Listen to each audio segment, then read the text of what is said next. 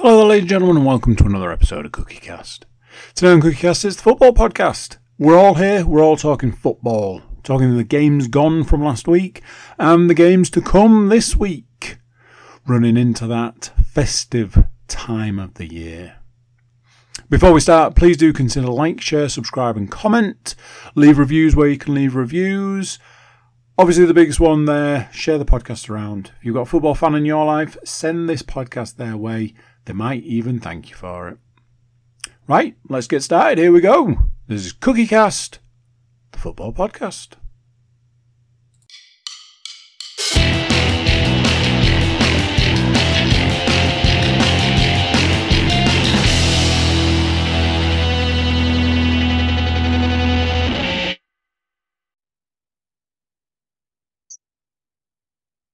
Welcome along, ladies and gentlemen, to the show that never ends.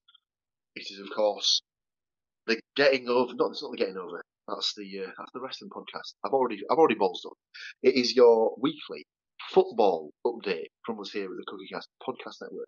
For those of you watching on the YouTube, you'll see 4 smiling faces staring back at you. We're back to the full complement this week, as Mr. Woodmansey is not inside a stadium. How are we this week, gents? Well, I say all good. A little bit croaky, possibly starting with the fact that I was inside said stadium last week, and it was freezing. Yeah, it's always a good start when we get to this particular time of year and the weather is not the best. So, few lurgies going around, but we won't let that stop us. We will dive straight in to Week 16's games that have been and gone. But unfortunately, we do have to start with Mr. Woodmansey's team, who took on Coventry City in Coventry. How did this one go in the end, Mr. Woodmansey? So it was the one of the early kickoffs. Thanks for being on the telly, not telly, but telly, kind of telly. How they Coventry didn't score 6 times or possibly more in this game is absolutely beyond me. If they could have had some kind of shooting boots at the weekend, they would have been absolutely unplayable in patches. Coventry had missed at least 3 chances before Pandor even made a save in the first half. And then weirdly, Hull scored against the run of play, but did wait until the 43rd minute to do it. So it was a move down the right-hand side, saw Coyle pull the ball back for Kamara to cross to the back post. And there he comes, steaming in like one of Andy's dreams, rises above everybody else, bullet header, and it smacked off the post and went to Pedro to tap in the rebound. So Pedro scored the opening goal from Longman's missed header, and it proper slapped the upright when it did it as well. So yeah, weird, crappy first half for Hull, but 1-0 up at the break. It didn't last too long. Coventry decided they better actually start having a bit more of a proper go. So Mason Clark bundled in a painful-looking back post header to equalise on 52 minutes. He seemed to collide with Louis Coyle, who had missed the clearing header. Have any of you seen this goal? If you get a chance, if it pops up on anything, just watch it purely for what Louis Coyle does. Because 1, he absolutely fucks it. And 2, he almost lawn darts himself into the ground by missing the header, but then also manages to sort of take out Mason Clark at the same time, who got some sort of touch on it and it managed to bundle. It was awful, but it's just Coyle's reaction. I was obviously disappointed it was a goal against us, but having watched it back, knowing the result, it was kind of funny to watch. Coventry then had the chance to go in front. They missed a penalty on 66 minutes. Bissett was brought down by Hughes, but Pandor saved from Tops. But a winner did come from a left-wing Mason Clark cross to the head of Rodoni on 72 minutes. I was listening to it in the car because we were out and about the weekend, and Rodoni was like the word of the entire afternoon. That is, apart from the goal scorers, that is pretty much the only name that they were talking about. Everything seemed to go through him, and then weirdly the goal was just a tapping of a header from a good cross from the left wing. Unfortunately, the game did finish 2-1 to Coventry. So as I say, Mason Clark and Rodoni for Coventry and João Pedro for Hull. On mention of his name, I feel like, seeing as we've had pronunciation issues with Hull players before, Bedia, I'd just like to bring to your attention that the Hull Stadium announcer has now started to announce João Pedro as... Now, I need to get closer to the microphone so you get this, the slight difference. So apparently it's not João Pedro, it's João Pedro. And every time he does it, I just think, dickhead. Is he Portuguese by any chance or Brazilian? Brazilian. Of course he is. I think that's like the Portuguese sort of twang thing. Like, and in the same way that it's not Jose Mourinho, it's Jose Mourinho. Apparently, the J is hard. Not really sure what happened for that. I was going to say lucky old J. So 2-1 Coventry win. Bad news for Hull. Bad news for the podcast, as no one had a Coventry win. No one had any of the goal scorers. I had Bassett, Bedia and Kamara in a 2-1 Hull win. Stuart had Sakamoto and Palmer in a 1-1 draw.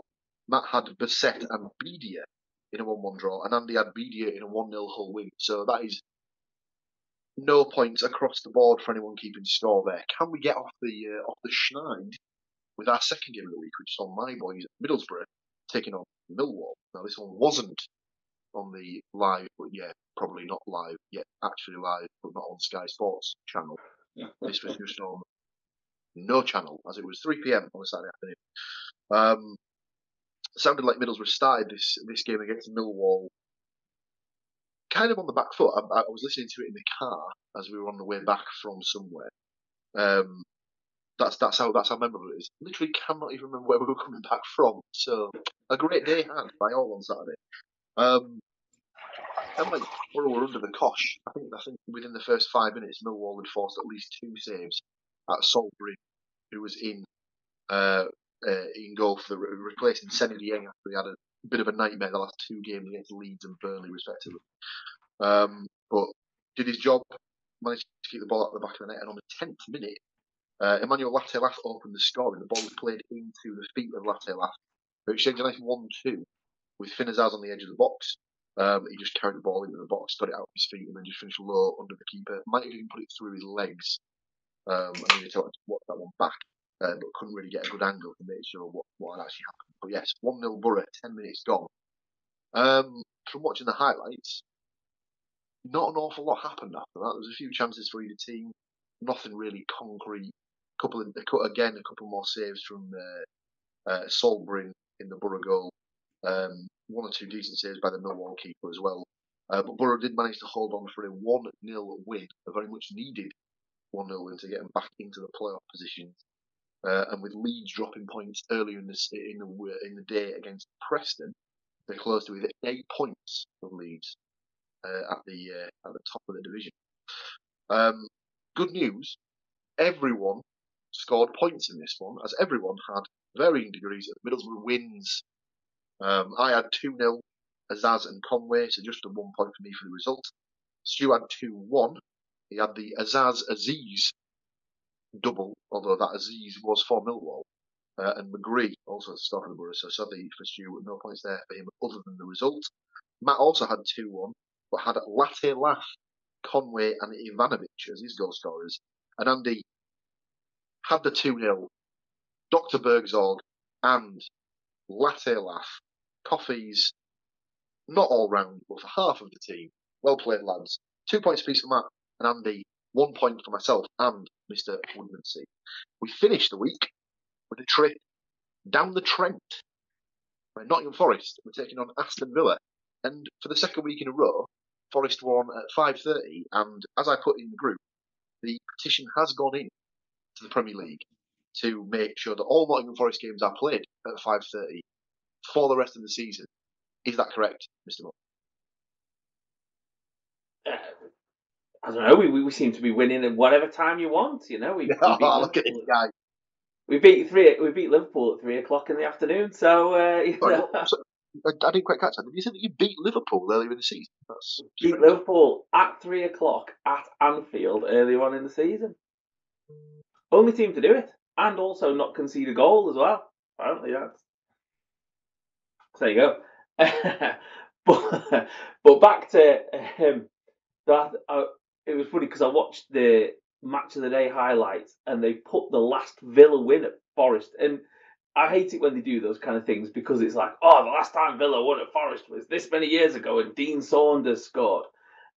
And you're like, all right, yeah, it's a long time ago. But then you remember that we spent 26 years in various guises of championship, League One, etc., kind of thing. But the last time Villa won at Forest was when the Trent End was being done. So Dean Saunders scores at the Trent End, and it's empty, which is, yeah, the only time that's been empty is when it was being rebuilt and COVID. I was going to say, I thought you were going to say something like he scored at the Trent End, which was a grass verge or something like that, because it was still being built or something like that. The goal that they showed had all the seats in, but I just think it hadn't have been. It just mustn't have been at that point where it hadn't have been properly finished off and signed off. So probably should have had a little bit more optimism going into this. Kind of from what I listened to on the radio, it was very much the first half had very few chances. It was a bit of a chess game, like trying to find each other out. I think Villa obviously Villa played in Europe in the midweek, and they made a couple of changes, but kind of were trying to conserve a bit of energy to make a push in the second half. The second half was where it all kind of kicked off, as it were. I missed that in the first half, Martinez made an absolute worldie of a save, which, considering Forest won the game, it seems to be the only thing I've seen repeatedly put on social media. Anything else, not. And also in the first half, Morgan Rogers tried to claim a penalty after trying to swap shirts with Elliot Anderson first. And then when Elliot Anderson decided to pull his shirt back, then chucked himself to the ground, which I was kind of like, and then proceeded to argue that he should have got a penalty. And kind of, well, that's 6 and 2 threes there, mate. You can't have that. Headed into the second half, I think Forest kind of started better in the second half, but around the hour mark, just as I was turning the radio on, nice move by Villa. Morgan Rogers kind of carried it across the edge of the penalty area, chucked himself to the ground again. Then a little bit of kind of the ball ran out wide. It was played back into McGinn, who kind of first time ball in, and Jovan bullet header into the goal. Really nice kind of finish. Forest kind of made a few changes. And then on in the 86th minute, Milenkovic, unfortunately for Martinez, took away all his good work from his absolute worldly save as he kind of hugged the ball into the back of the goal and then let go, so it didn't make him look completely shit, like he just carried it into the net for 1-1. But it was a bullet header. It was like one of the ones where you hear it being headed. And just as you thought the game was going to peter out into a draw, kind of bit of a the ball got stuck in the right back area of the Villa end.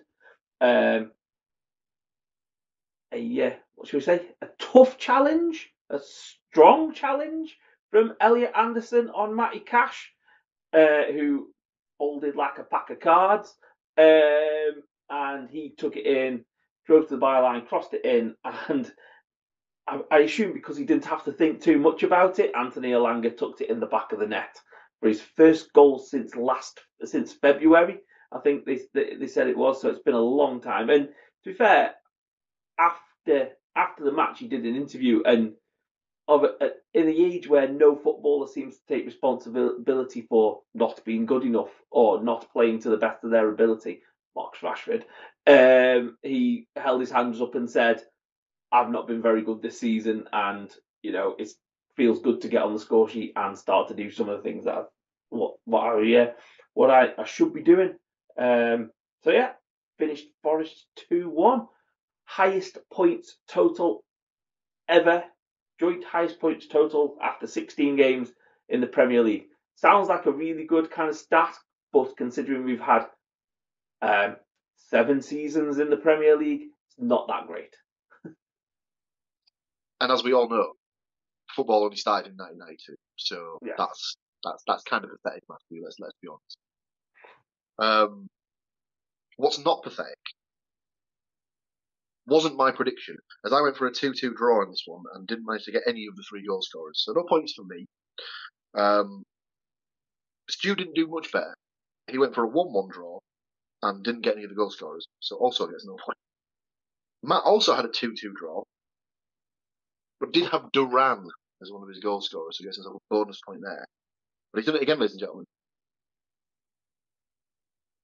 Andrew Cook, 2-0 Nottingham Forest win. The Wood and Ilanga goal. So Mr. Cook bags himself 2 points for that. And not only does that get him 2 points, it gets him the win for the week with 4 points from the 3 games played. Matt just picked into second place with his 3 points. Myself and Mr. Woodmansey bringing up the rear with our 1 point apiece. That's week 16, done and dusted. Week 17 brings with it 6 games. And it's 6 games that takes us up to and including Boxing Day. So we'll get this weekend's fixtures out of the way first, and then we'll come back around and do Boxing Day games. The first of week 17's games sees Hull City taking on Swansea City. This is the 12:30 live on Sky, but not on Big Boy Sky game. I'm assuming Mr. Woodmansey will be in attendance for this one. Very nice. Obviously, it's his team. He will give his prediction last. I'll jump in straight away. I've gone for an optimistic 1-0 Hull win. The Ruben Sellers revolution starts here. And I believe, did we discuss it was João Pedro? Wow. So that is my prediction, a 1-0 João Pedro goal. Matt, what have you got down for Hull versus Swansea? I've also gone optimistic. I've gone for a 2-1 Hull win. Your goal scorers, please. Wow, Pedro, and Bedia, and Cullen to score for Swansea. Lovely stuff. Andrew? I feel like I'm somewhere in the middle on this one. I've got 1-0 to Hull, and I've got Bedia. It's a good start so far. 3 positive results. Does Mr. Woodmansey give us 4, or does he bring us back down to earth? Well, I'm going to shock you all by giving what I feel is a very positive prediction. So I've got us down for a 1-1 draw. Hey, there it is, ladies and gentlemen. You go scorers, please. For Swansea, I have Ronald. And for Hull, I have Burstow. He's starting to see a few sparks from him coming on, and he's starting to look good. He missed an absolute glorious chance against Burnley last week, and I don't know. I feel like he's 1 goal away from getting a decent run in the team, and he's playing well when he's coming on. So hopefully it'll be his time. Yes, indeed. Second game of the week takes us back up to the Premier League, where Brentford are taking on Nottingham Forest. Mr. Matthew Moore's team, he will give his prediction last. Brentford are quite good at home. I believe they've won all of their games apart from one, which was a draw. Ominous signs, so I have gone for a Brentford 2-1 win on this one, I'm afraid. I've gone for a goal apiece for Visser and Mbuemo with Wood to get it out for the Forest. Stu? I have this down as a high-scoring 2-2 draw. I've got Norgard and Wisser for Brentford, and I have Wood and Gibbs-White for Forest. Wood. Gibbo. Blanco. Andy? A 0-2 Forest win. I also have Raging Wood and Alanga to keep up his getting on the score sheet. You need to, next time you pick them as the double act, you need to put Alanga first so you can say you have Alanga Wood. We'll move on. Matt, what do you think is going to happen on this one?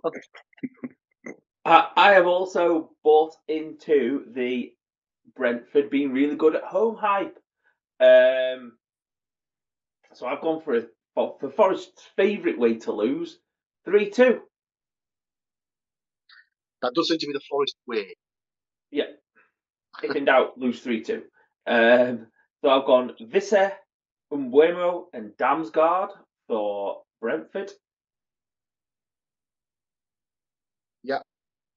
And Wood and Alanga to score for Forest. I was not stooping to those levels. What she said.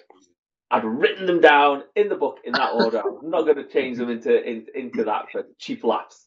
No, we're not. We're above that. Third game of the week sees Wayne Rooney's Plymouth Argyle. How many more weeks we'll be able to say that for? Taking on my boys Middlesbrough. Obviously, it's my team, therefore I will go last with my prediction. Let's go to Andy first for Plymouth versus Borough. At this point in time, almost no surprises. It's a 0-2 to the Borough. What's in my cup right now? A delicious latte. And everyone's favourite Futurama character, Dr. Dog. Matt? I have gone for, hopefully you can be the nail in that useless bastard's coffin. I've gone for a 3-1 Borough win.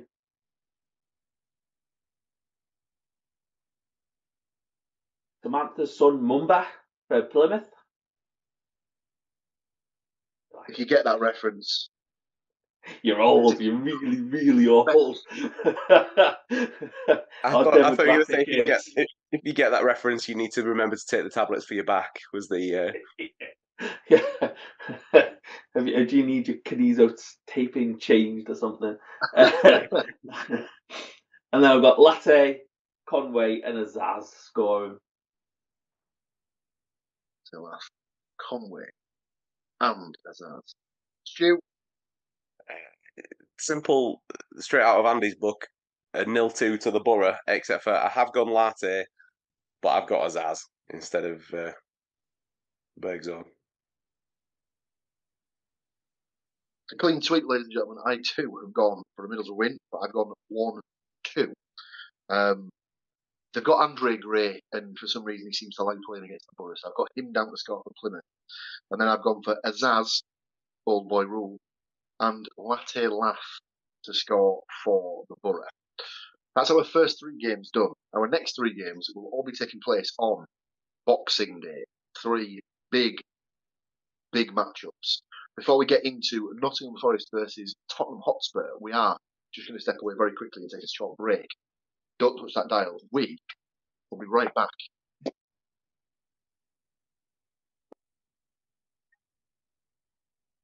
And just like that, we're back at it. So, as we said, 3 Boxing Day fixtures, and by a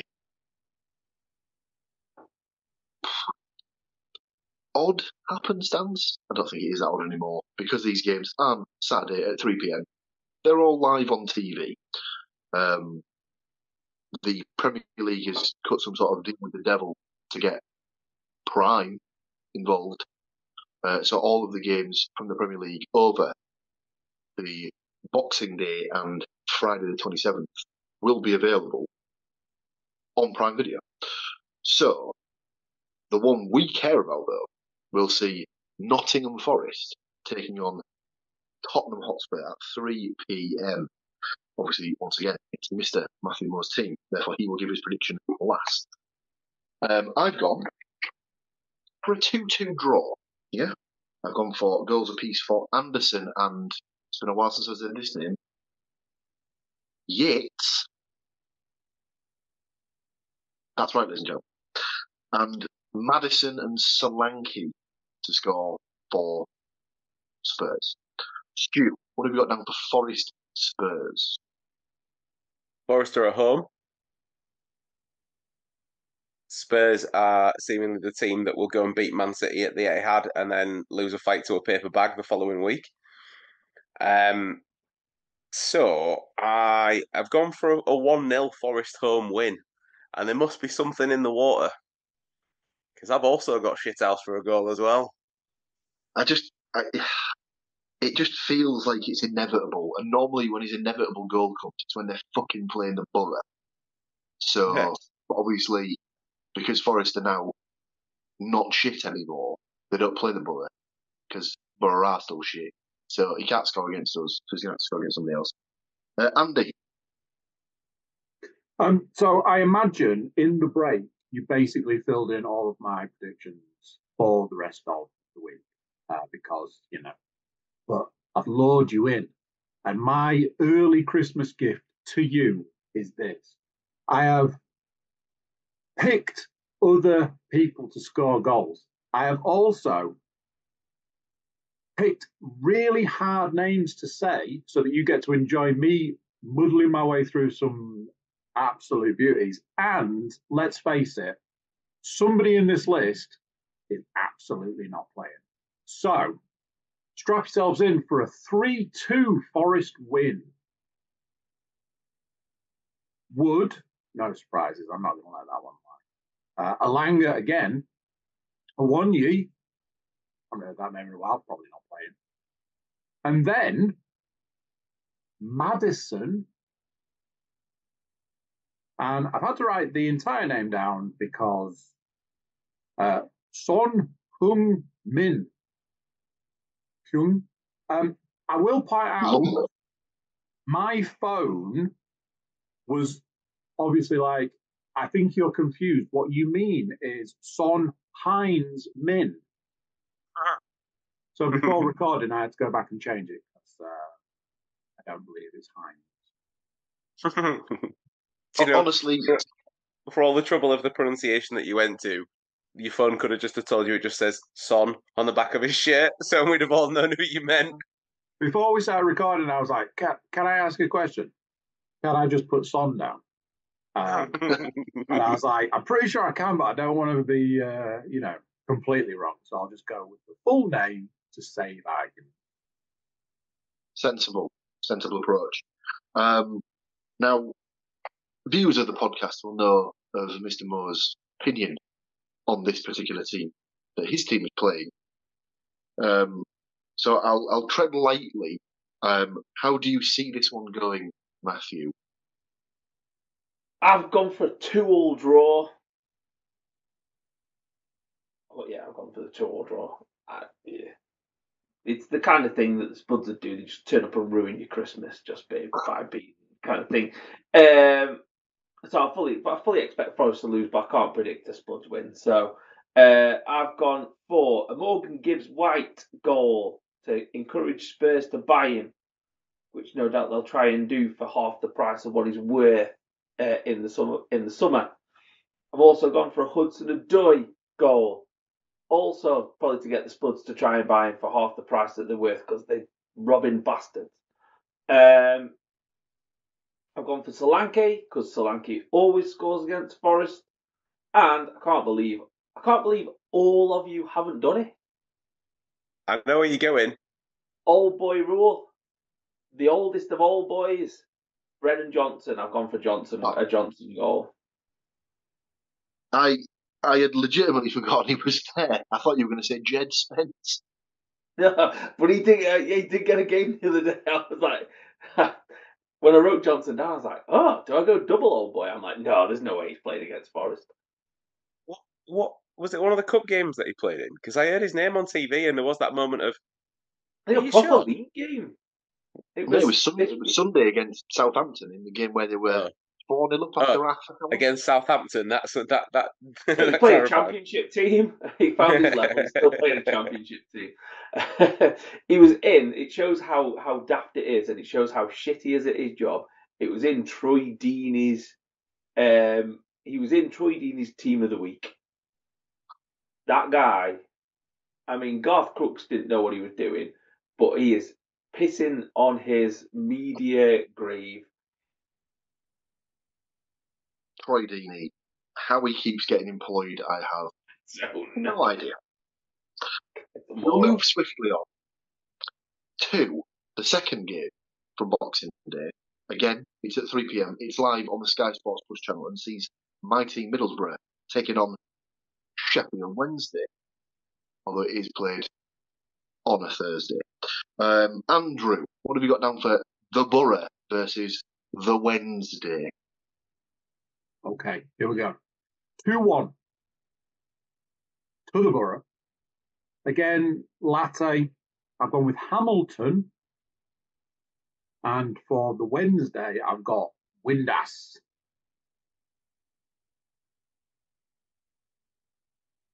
I'm going to take a stab that might not be the last time we hear that particular name on the show. Stu. I have gone for what seemingly is one of Borough's favourite scores again, 3-1 to the Borough. Yes, Paul's correct. You will hear that name again because I've got Windass for Sheff Wednesday. And the 3 for Borough. Now, it's not always going to be a striker or a midfielder, is it? Well, I have gone Bergzorg, Latela, and just for a bit of difference, get one of the defenders in the act as well. So I've gone for Borges. He does like to maraud from the back, but his finishing is football. Well, yeah. Just to clarify, did you say latte laugh for your second one? Yes. Cool. Matt? I have gone for a Borough 2-1 win. Gone for Dijksteel and Doak. He's played the percentages. He's seen that Dijksteel has scored something like twice in something ridiculous like 300 career games. And he's gone with the hot. Sometimes you've got to vary up a little bit. And then Windass to score for Sheffield Wednesday, which is the polar opposite of what I've just said, because I think I always pick him when someone plays Sheffield Wednesday. So, isn't that just the case? I'm not as optimistic as any of you are. I've gone for a 1-1 draw. I've got a bad feeling about this game. I think Sheff Wednesday are on a bit of a decent run at the minute, and they also seem to have snuck up and they're like in ninth place or something like that. I thought they were down near the bottom. I thought they'd struggled this season, but yeah, they've put a bit of a run together and they're like on the outskirts of the playoffs. Bizarre. But yeah, I've gone for a 1-1 draw. I've gone for a guy who's a bit on the periphery at the moment. I've gone for Jones to score this one. I think he might change the team a bit because there's a lot of games in a short space of time. And then I've gone for Lowe to score for Sheff Wednesday. I think we were linked with him in the past, and it never quite came off as a transfer. So wouldn't be surprised if he notches. And our third and final Boxing Day game sees, once again, live on the Sky Sports Plus channel, Preston North End versus Hull City. Obviously, it's Mr. Woodmansey's team. He'll give his prediction last. I've gone for a 1-1 draw. Yeah. Old boy rule very much in effect. I've gone for Robbie Brady to score for Preston and Casey Palmer for Hull. Matthew? I've also gone for a 1-1 draw.